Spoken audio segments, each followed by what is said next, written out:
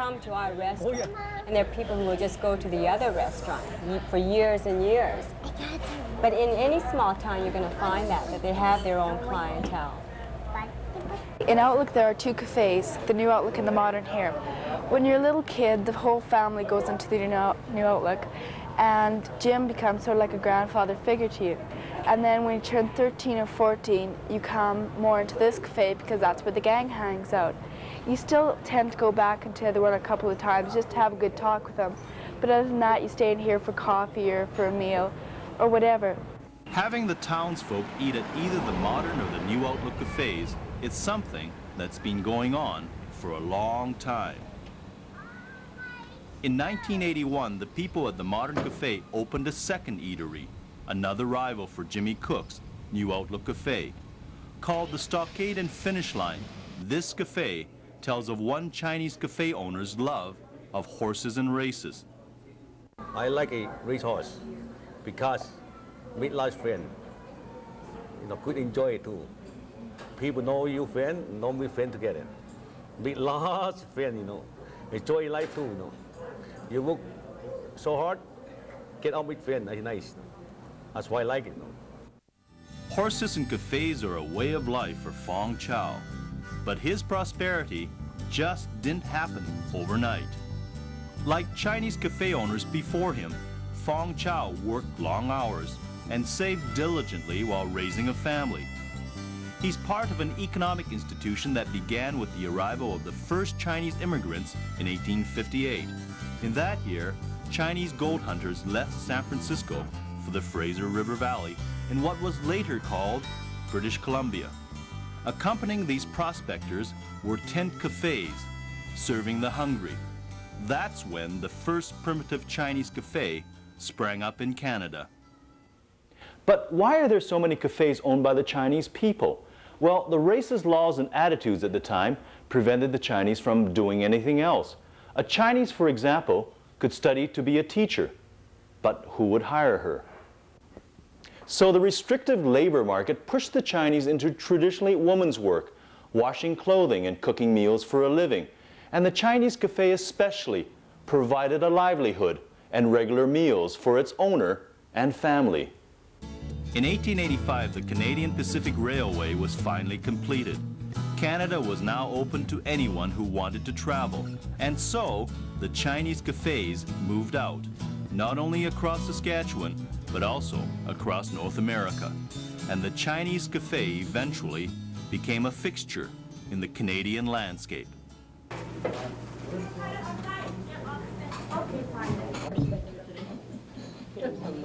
One prairie eatery that's fast becoming the local hub and gathering place for its townsfolk is the Sincere Restaurant. It's located in Humboldt, Saskatchewan, a town with a population of 4,900, and it's 100 kilometers east of Saskatoon. This eating place has only been in Humboldt for about 3 years, but its reputation for serving great food preceded the Sincere when it was in a smaller town. Pearl and Glenn Tang are the owners. Your cafe in Watrous was pretty successful. Why did you move from Watrous to Humboldt?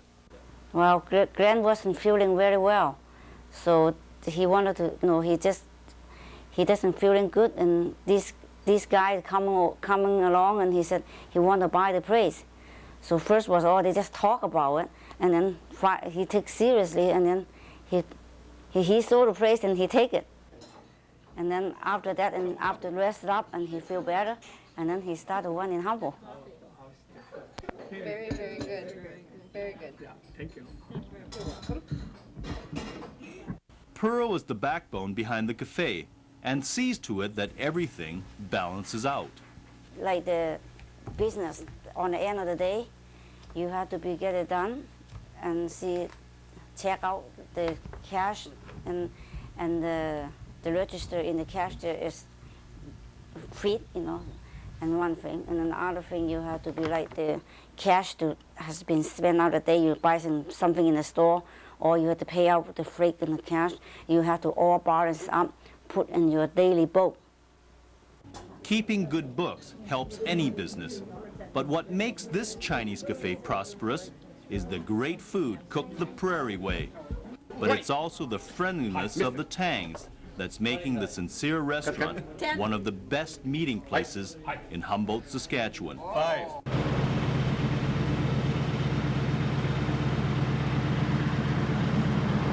Glenn and Pearl opened the Sincere restaurant when they were in their early 50s.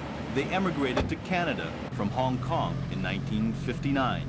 And since then, they've made their living running Chinese cafes on the prairies.